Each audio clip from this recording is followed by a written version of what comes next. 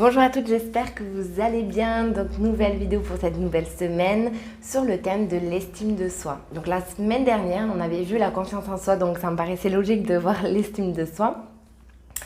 Donc on avait vu que la confiance en soi, c'était vraiment la capacité à faire quelque chose et aussi très proche de la notion de fiabilité. Donc je vous invite à regarder cette vidéo-là si vous ne l'avez pas déjà vue.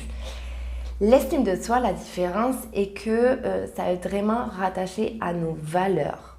Donc ça va être nos valeurs personnelles qui vont être pour nous vraiment estimables, qui va nous représenter.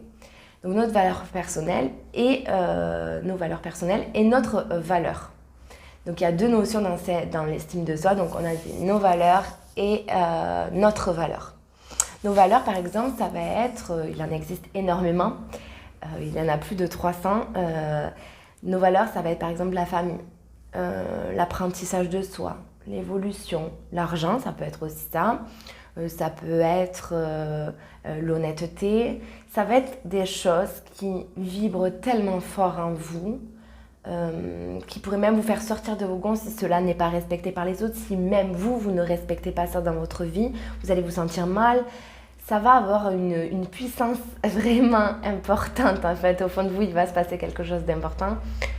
Presque vous êtes intransigeant par rapport à ça. Vraiment, notre valeur nous représente tellement, ça fait vraiment partie de nous, qu'il nous est important de le respecter dans notre vie quotidienne et que les autres aussi le respectent.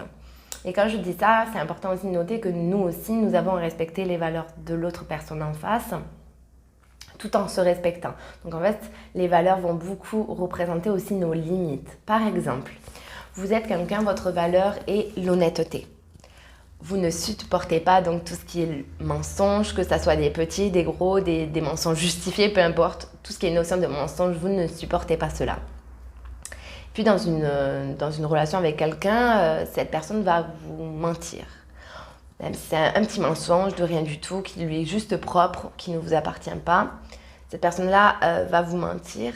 Et en fait, en vous, ça va créer quelque chose de très intense. Vous allez ressentir énormément de colère, vous allez ressentir des émotions très fortes en fait. Et ça sera presque juste inacceptable. En fait, c'est vraiment ça le terme. C'est inacceptable pour vous. Inacceptable pourquoi? Parce que c'est votre limite. Votre limite est donc dans mes relations, je souhaite être honnête avec les autres et c'est important aussi que les autres soient honnêtes avec moi. C'est inacceptable que l'on me mente ou que je mente à quelqu'un. Et ça, c'est votre valeur. C'est vos valeurs personnelles. Donc, vous n'en avez pas qu'une, vous en avez plusieurs. Et ensuite, vous avez aussi la notion, donc, ma propre valeur. Ma propre valeur, c'est tout simplement de me dire la valeur que vous vous donnez. Par exemple, souvent, quelqu'un qui n'a pas une bonne estime de soi va souvent employer les termes « je ne suis pas bien, les autres sont meilleurs que moi ». Vraiment une personne, en fait, si vous voulez, qui va beaucoup se comparer à l'autre. Donc, elle va tendance à se dénigrer par rapport à l'autre, estimer qu'elle est moins bien que les autres, qu'elle ne mérite pas autant que les autres, que c'est normal que les autres aient plus parce qu'elle n'est pas assez bien, parce que c'est pas une personne aussi importante, une personne qui mérite autant. Et du coup, elle va énormément être dans la comparaison, mais dans la dévalorisation. Alors après, il y a la surestimation de soi. C'est des personnes qui vont qui vont se donner énormément de valeur et plus peut-être que ce qu'il en faudrait. Et du coup, va se sentir plus important que l'autre, valoir mieux que l'autre. Donc il y a aussi ce côté-là. L'estime, il y a des personnes qui ont tendance à se surestimer, à se sentir au-dessus de l'autre. Et ça, c'est tout simplement, au fond, quelqu'un qui manque de confiance en lui et qui, au final, n'a pas une très bonne estime de soi. Parce qu'en fait, il a essayé d'équilibrer ça en excès, en fait, tout simplement. Et quand c'est en excès, ce n'est jamais bon. C'est signe souvent de souffrance. Donc voilà, si vous connaissez des personnes dans ce cas-là, sachez qu'en fait, ce qui traduit vraiment cette surestimation de soi, c'est plutôt un mal-être, c'est plutôt quelqu'un qui justement n'a pas une bonne estime de soi et qui souvent n'a pas une bonne confiance en lui et qui du coup va en surjouer pour essayer de combler ce manque Et souvent, c'est des personnes qui vont rabaisser les autres, qui vont écraser les autres, qui vont être du coup assez malsains, même si c'est fait inconsciemment et que ce n'est pas volontaire, c'est juste la traduction de leur souffrance, mais qui vont avoir ce type d'attitude-là. Donc je reviens vraiment à le manque d'estime de soi. Voilà, ça va être des personnes qui sont dans la comparaison, mais ça va être aussi des personnes qui vont penser, qui vont créer des croyances du coup très limitantes et qui vont penser que ce n'est pas des personnes assez bien, donc elles vont tout faire pour l'autre et elles ne s'accorderont jamais du temps. Elles estimeront que leur temps n'est pas, qu'elles ne méritent pas en fait de s'offrir du temps, qu'elles n'ont pas assez de valeur. Et c'est vraiment ça, un manque d'estime.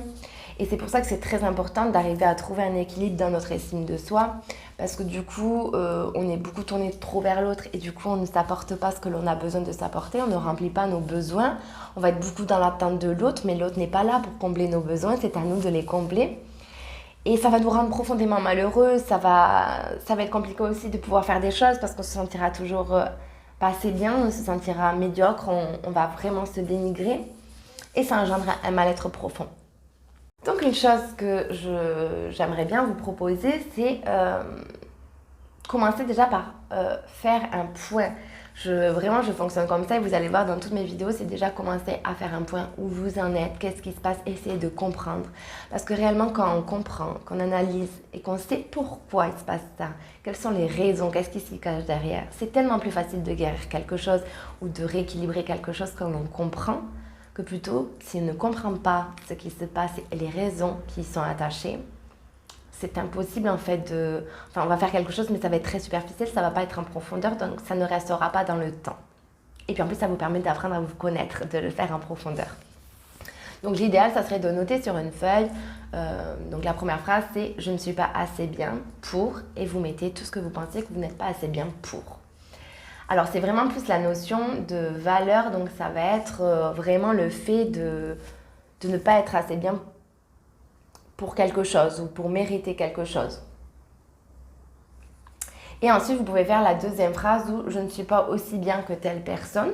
Si vous avez tendance à vous comparer, je ne suis pas aussi bien que telle personne parce que cette personne elle a ça et moi je ne l'ai pas, parce que cette personne est comme ci ou comme ça et moi je ne suis pas comme ça. Donc vraiment essayez de mettre aussi, si vous avez des comparaisons avec des personnes, de toute façon ça vous reste propre, vous n'avez pas forcément à le partager à d'autres gens. Donc soyez le plus honnête possible, n'ayez pas peur de ce que vous allez dire et ce que vous pensez. Essayez de ne pas être dans le jugement, il n'y a rien de mal d'être comme ça. C'est tout simplement la traduction d'une blessure, de quelque chose de profond qui vous rend triste, qui vous rend malheureux. Donc essayez d'être le plus neutre possible et de surtout ne pas vous juger, soyez indulgents. C'est tout à fait normal et c'est humain d'avoir des moments comme ça et ne vous culpabilisez pas. Le principal, c'est d'en prendre conscience pour avancer, pour s'améliorer et pour vous en priorité. Et ensuite, la troisième phrase, c'est « Je ne mérite pas ». Qu'est-ce que vous pensez ne pas mériter? Qu'est-ce que vous pensez que vous n'êtes pas assez bien pour mériter tout ça? Donc, je vous invite vraiment à marquer tout ça. Une fois que vous avez marqué tout ça, à savoir, si vous avez fait les premiers exercices de ma vidéo sur se connaître la clé du bonheur, vous pouvez reprendre donc vos qualités, vos forces et analyser pour la phrase de comparaison où je ne suis pas aussi bien que cette personne. Regardez si vous n'avez pas cette belle qualité, si vous n'avez pas ce bel atout. Tout simplement parce que ce qu'on aime chez les autres, souvent c'est quelque chose que l'on a en nous. C'est juste qu'on va le traduire de manière différente. C'est juste aussi qu'on ne l'a pas reconnu en nous. Et vu qu'on est deux personnes différentes, on ne va pas l'exprimer de la même manière. Mais en soi, la qualité est la même. C'est juste notre manière de l'exprimer qui est différente. C'est pareil aussi pour les défauts. On va détester des fois des choses chez quelqu'un, mais on se retrouve souvent dans certaines situations à avoir le même défaut parce qu'il nous appartient. Mais c'est quelque chose que l'on n'arrive pas à accepter. Du coup, si on ne l'accepte pas pour nous, on ne l'accepte pas chez l'autre. Donc vraiment, commencez déjà à regarder que ces belles qualités que vous voyez chez les autres, vous les avez également en vous, que vous les exprimez de manière différente et que peut-être le problème, c'est que vous ne les avez pas reconnues en vous. Donc ça vous évitera d'être dans cette comparaison sans cesse qui est très destructeur. Ensuite, la dernière chose, c'est de vous dire toutes les phrases que vous venez de marquer. Donc je ne mérite pas telle chose, je ne suis pas assez bien pour, ou telle personne est mieux que moi parce qu'elle a ça, ou parce qu'elle est comme ci ou comme ça. Dites-vous bien que ça, ce sont vos fausses croyances. Vous croyez ardemment à ça Et c'est ce qui vous engendre aussi votre mal-être. Vous croyez tellement ça que du coup, toutes les situations qui vont se passer autour de vous, vous montreront ce que vous pensez en fait, clairement. Ils vont être juste là pour vous dire, ah ben voilà ce que tu penses de toi, voilà ce que tu penses mériter, donc tu penses ne pas mériter mieux, tu n'auras pas mieux. Et c'est vraiment comme ça que ça se passe. C'est vraiment le pouvoir de la pensée. Donc j'espère que ces petits exercices vont vous aider vraiment à essayer d'augmenter votre estime de vous, à vous donner plus de valeur et à arrêter la comparaison avec les autres parce que c'est destructeur. Centrez-vous sur vous, voyez votre valeur. Nous en avons tous une belle valeur et prenez conscience de votre valeur. Passez une très bonne journée et je vous dis à la semaine prochaine. Ciao!